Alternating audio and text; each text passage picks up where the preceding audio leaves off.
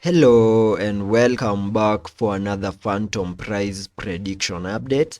and in this video I'll be diving deep into the technical analysis and also give you my next price targets. And before I do so, show some love by first giving this video a thumbs up, subscribe to the channel, and also check out the channel membership. And at the time of this recording, Fantom has continued to obey the Elliot wave structures. And by just giving you a quick recap of what has been happening, you can see that after seeing our massive crash on the 10th of June in a breakdown move that gave us a low at around the $0.2133 mark, we started this nice recovery to the upside, obeying the Elliott wave structures, where we first picked in this 1-2 setup that I have right here on the charts. And after we had our 1-2 setup, we continued gearing up in this other 1-2 setup, where we have these as a first wave to the upper side. And I now believe that whatever we are seeing at the charts, on the charts, is a breakdown move in the formation of these larger Elliott wave count 2, in a move that has now fully maximized minimum target areas highlighted on the charts using this blue target area,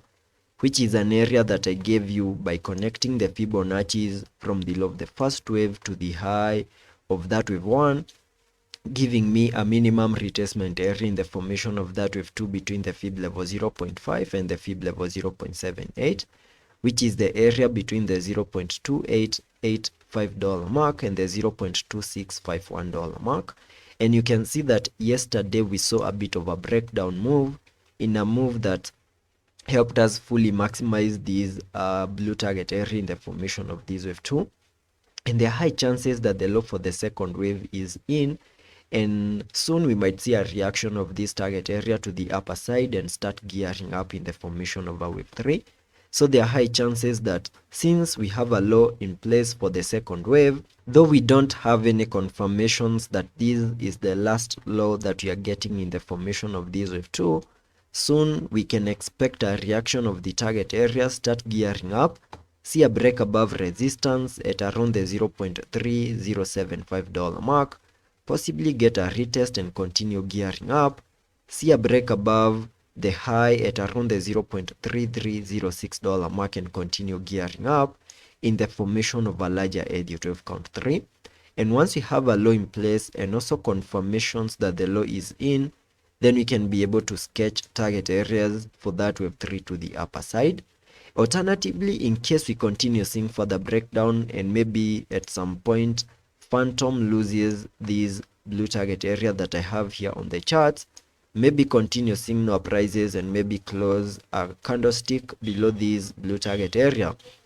then that would be suggesting further breakdown here on the Fantom chart and even suggest an even more bearish scenario here on the charts. Also jumping to the 4-hour chart to give you my long-term count here on the Fantom chart, where you can see that after seeing our December lows, we saw a 5-wave structure to the upper side, having the wave 5, giving us a high at around the $0.65 mark, completing the formation of this larger Elliott wave count 1. Then we started a breakdown move in the formation of a larger Elliott wave count 2, in a move that has now managed to get into the minimum retracement areas highlighted on the charts using this yellow target area. And there are high chances that the low for the second wave is now in, and we are now ready for a massive pump to the upper side in the formation of this wave 3. And for us to get confirmation that the low for the second wave is in and the start of an impulse has now started, we first need to see Fantom first give us a complete 5-wave structure to the upper side. Then that should be followed by an ABC corrective structure before we can continue gearing up, see a break above significant highs and continue unfolding in the formation of that wave 3. So that is what I'm keeping my eyes on here on the Fantom chart.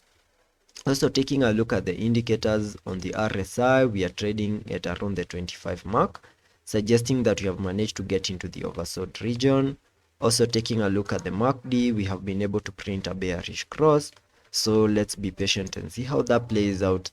and I will be keeping you updated.